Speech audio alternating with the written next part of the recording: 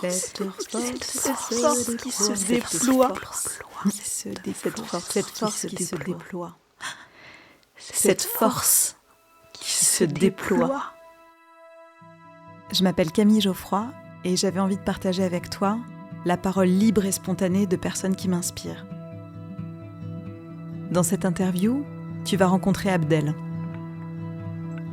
Abdel, c'est un champion de tennis. Vraiment, un vrai champion, qui a été numéro 2 marocain, qui a joué des Coupes Davis, des Coupes d'Afrique. C'est une force qui se déploie, mais c'est aussi une trajectoire très impressionnante, qui l'a mené des bidonvilles d'El Jadida jusqu'à la gestion d'un club de tennis à Royan. Dans ce projet, je me suis rendu compte que les personnes que j'interrogeais, c'était pas des gens qui s'étaient enfermés dans leur succès, dans leur tour d'ivoire, ma vie, mon œuvre, mais des gens qui étaient aussi complètement tournés vers l'autre. Et je crois que c'est ça qui m'intéresse. Et lui, il le fait vraiment avec sa pédagogie. Je l'ai vu enseigner à des enfants de 4-5 ans, à des femmes de 75 ans, et il y met la même intention, le même engagement. Abdel, c'est un destin. C'est un homme fort, déterminé. Au-delà d'être un grand champion, c'est aussi un excellent pédagogue. Quelqu'un de passionnant.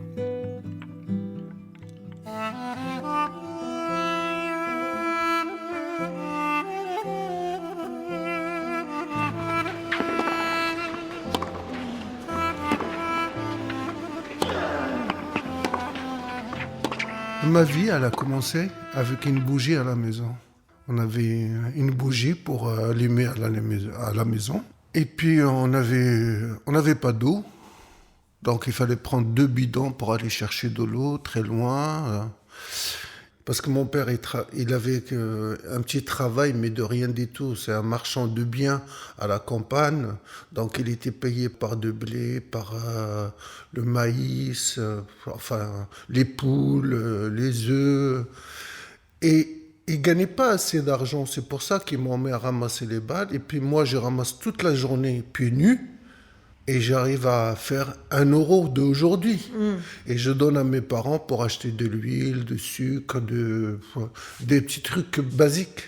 Tu sais, quand tu es petit et tu vis dans un quartier où il y avait la misère, même si j'avais 5 ans, j'avais l'impression que j'avais 14 ans. Ouais, tu te sentais grand. J'étais plus costaud parce que la misère, elle t'apprend beaucoup, beaucoup de choses. Et puis tu avais des responsabilités, tout petit, tu avais déjà des responsabilités. Justement, parce que s'il m'en met à l'âge de 5 ans de ramasser les balles, c'est pour aider ma famille. On te voit jouer, c'est ça? Non, j'ai commencé petit. Comme j'étais ramasseur de balles, et puis je vois les mecs qui jouent, qu'il y en a qui jouent bien, il y en a qui jouent pas bien. Des fois, tu ramasses les balles pour les profs, et tu vois les profs comment ils apprennent à des gens comment jouer. J'avais l'idée de fabriquer une petite raquette en bois, et je prenais une balle, j'enlève la peau de la balle, il reste que le plastique. Et avec ça, je vais jouer avec le mur tout seul. Et je fais ce que j'ai attendu par rapport au prof, comment. Et puis, à un moment, un monsieur qui s'appelle François Mainiti, un jour, il m'a vu jouer avec le mur. Je ne sais pas ce qu'il a pris. Il a été acheter une raquette pour moi. Il m'a dit, voilà, tu enlèves la raquette en bois. Voilà une raquette neuve pour toi. Et le jour où tu vas gagner le mur, tu seras un champion. François, il m'a changé toute ma vie parce que François, il m'a amené chez lui pour ramasser les balles. En fin de compte, il avait une machine de balles. Et puis, il me demande de venir pour remplir la machine. Et lui, il s'entraîne, moi, j'ai rempli la machine. Et lui, quand il finit, il me paye. Et puis, j'ai dit, bon, au revoir François. Il me dit, non, tiens ma raquette. Remplis la machine et tu t'entraînes ce que j'ai fait. Et j'étais très très content.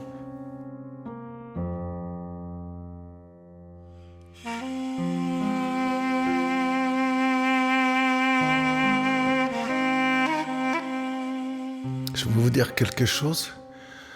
Je pense que vous allez me poser la question. Et j'ai fait du tennis et j'ai joué jusqu'au numéro 2 marocain. J'ai joué plusieurs Coupes Davis.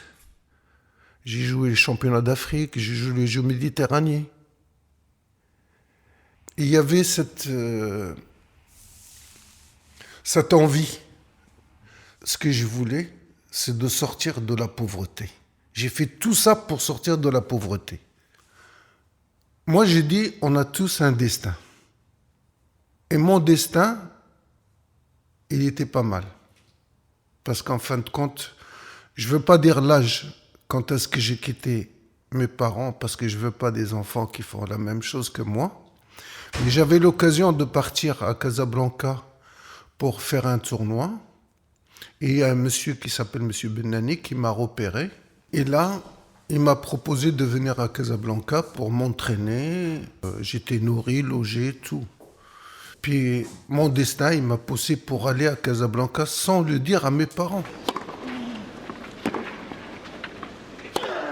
Je suis arrivé numéro 2 marocain et j'étais toujours en finale, gagner le tournoi, finale, gagner le tournoi. Donc le club, il avait décidé de nous renvoyer en France pendant l'été, les 3 mois d'été, pour progresser encore plus. Donc ils m'ont donné un billet open et à l'époque c'était en francs. Ils m'ont donné 3000 francs pour 3 mois. Et ils m'ont dit, c'est trop facile. Si tu gagnes de l'argent, tu gagnes des tournois, donc tu vas à l'hôtel, tu fais ce que tu veux. Sinon, tu as des vestiaires. J'ai galéré pendant 4 ans à dormir dans les vestiaires. Les autres années, j'ai progressé un petit peu. J'ai acheté une tente pour dormir. Ils m'ont dit, quand tu vois un beau gazon, tu prends. Dès que je vois un gazon qui est propre et tout ça, je mets ma tente et puis je dormais. Et puis, des années passent, c'est là où je commence à progresser, que je suis devenu moins de 30 en France quand même. J'avais fait des premières séries aussi.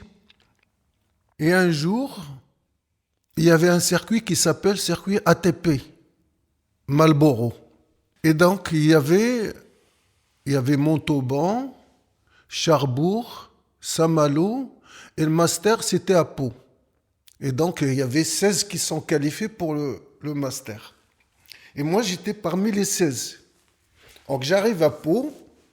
Il y avait un président qui s'appelle M. Mandiara, président de club. Il m'a amené un contrat. Il m'a dit, il manque la signature. Et comme j'ai dit tout à l'heure, moi, je ne sais pas lire ni écrire. Donc, j'ai dit, d'accord, je regarde. J'ai appelé un Marocain qui fait l'entretien des cours. Je dis, Ali, tu veux venir boire un petit coup avec moi? Il m'a dit, d'accord. Je finis mon cours et j'arrive. Et puis, il arrive, je dis, qu'est-ce que tu veux boire? Il me dit ça. Je dis, tu peux me lire le contrat, s'il te plaît? Donc, je vois le contrat, maison, billet d'avion, contrat, ce que je voulais, et 5000 francs par match. Gagné ou perdu? Puis j'ai dit à Ali, t'as un stylo? Il me dit, qu'est-ce que tu vas faire? Je lui ai dit, je signe. Il me dit, mais tu es salarié de la préfecture quand même. Tu vas pas laisser le Maroc, t'as un beau salaire à la préfecture, tu fais rien et tout ça. J'ai dit, donne-moi un stylo, et je quitte le Maroc avec son salaire. Et j'ai signé 7 ans à Pau en tant que joueur de l'équipe pour le championnat de France.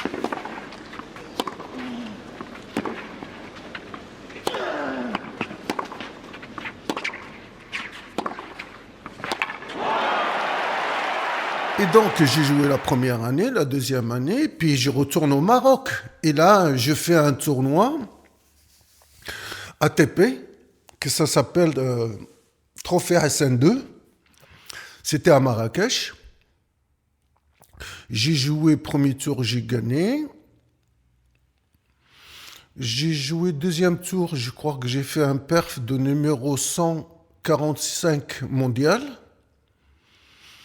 Et puis tout d'un coup, je tombe sur Pichi.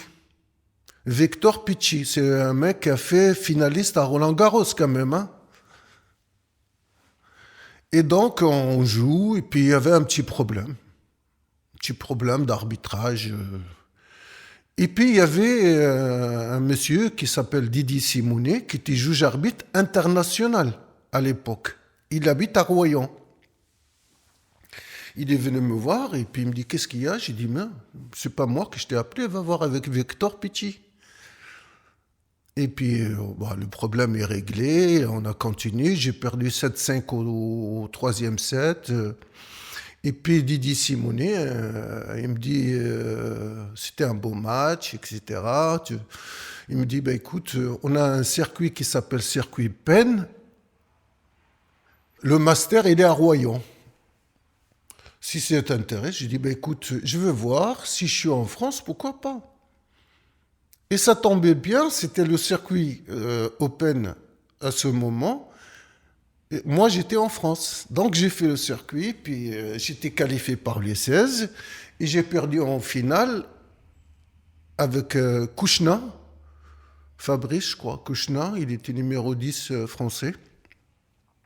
Les gens, ils m'ont trouvé que c'était sympa. Et puis Didier Simonet, il a dit c'est celui-là qu'il nous faut pour l'équipe de Royan. Il m'a parlé, moi j'ai dit non, je suis bien à Pau. Et c'est vrai, j'étais très très bien à Pau. Et là, Didier Simonet prend l'avion, il part au Maroc. Il va voir la vice-présidente de la fédération marocaine pour l'amener chez moi, pour me pousser, pour que je quitte Pau pour venir à Royan. Et là, comme j'avais un petit peu de pression, donc j'ai appelé Pau pour le dire que j'ai trouvé un club qui m'a donné un peu plus que vous, mais je suis venu avec le même prix que Pau. Et je suis parti, des années passées, et un jour, je joue la Coupe Davis. J'appelle mon père, j'ai dit, qu'est-ce que tu as à faire? Parce qu'on n'a pas d'électricité, on n'a pas de télé. J'ai dit, tu vas dans un café, prends un café. Il me dit, pourquoi tu me dis ça? Je dis, parce que tu regardes la télé, tu vas voir ton fils quand même. Et là, il est parti, il a pris la place devant. Dès quelqu'un qui rentre, il dit, hey, t'as vu qui c'est qui joue? C'est mon fils. Et ça, j'étais très très fier que mon père, il a vu que son gars, il n'a pas cru à moi, et puis il est fier de moi après.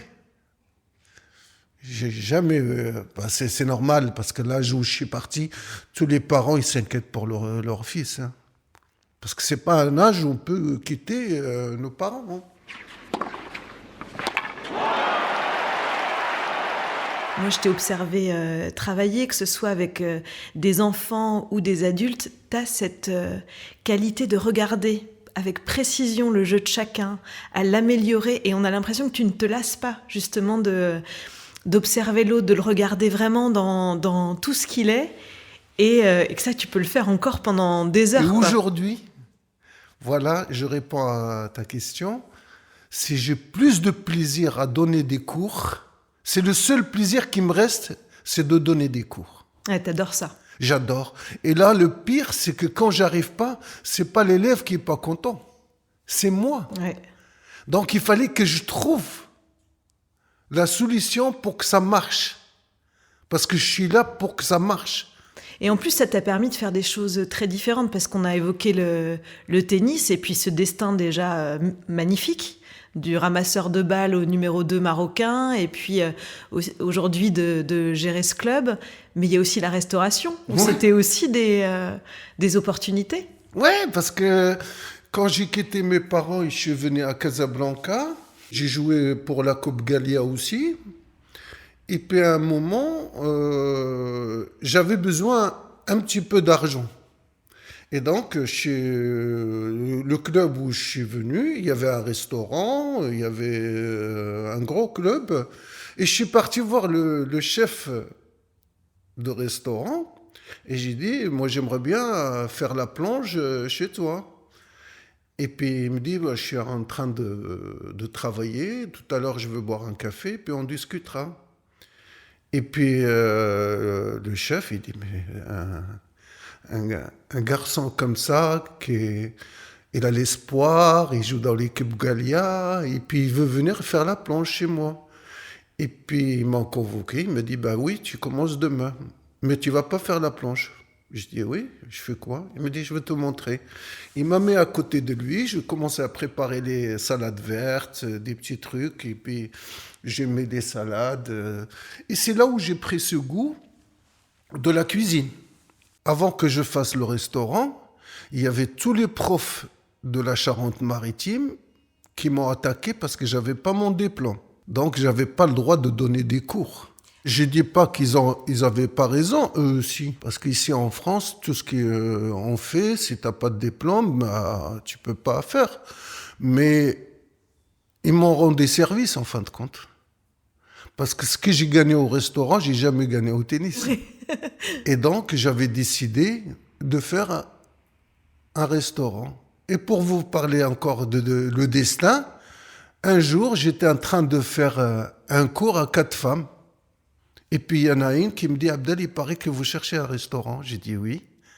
Elle me dit, quand on finit le cours, vous me suivez. Puis j'ai suivi. On a été voir le restaurant à Pontaillac. À 2 pas de la mer. À 2 pas de la mer. Et puis j'ai dit, demain, on va chez le notaire pour signer. Et j'ai signé un bail de 369. Et en fin de compte, le restaurant, elle devrait ouvrir le 2/95. Et j'ai pas ouvert le restaurant le 2, j'ai ouvert que le 3 parce que j'avais déjà une réservation de 100 personnes le premier jour. 14 ans de restaurant, j'ai pas regretté une seconde. Franchement, je suis très très fier de moi. Et aujourd'hui, je suis à Royan, j'ai une maison, j'ai une voiture, j'ai une fille, j'ai 2 petites filles. Qu'est-ce que tu veux demander de plus? On parlait de destin tout à l'heure.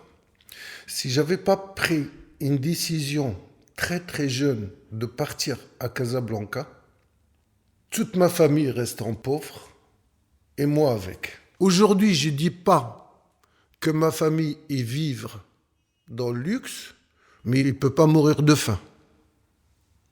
Ils ont tous un petit truc.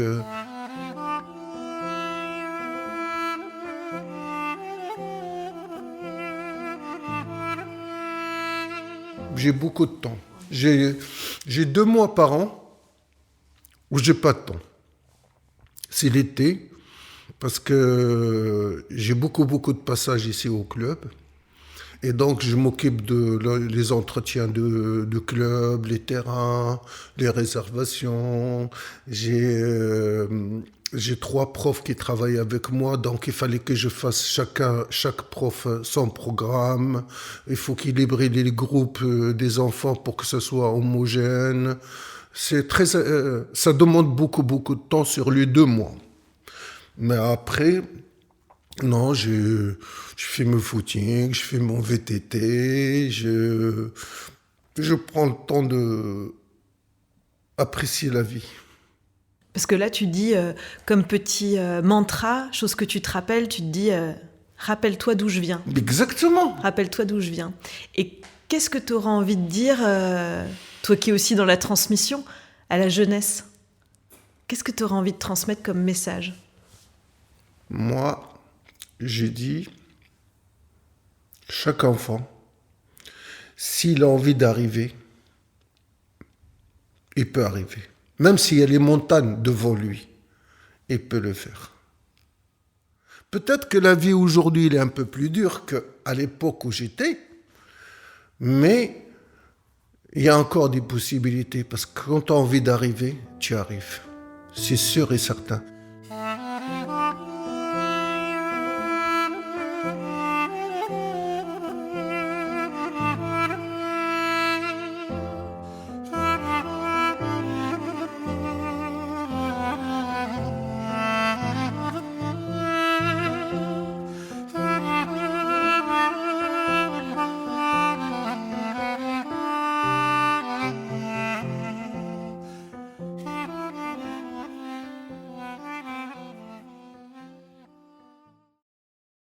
Merci d'avoir écouté ce podcast. Ces entretiens font partie d'un projet global qui s'appelle « Cette force qui se déploie », exposition sonore dont vous pourrez trouver plus d'informations sur notre site www.lavieestailleurs.com.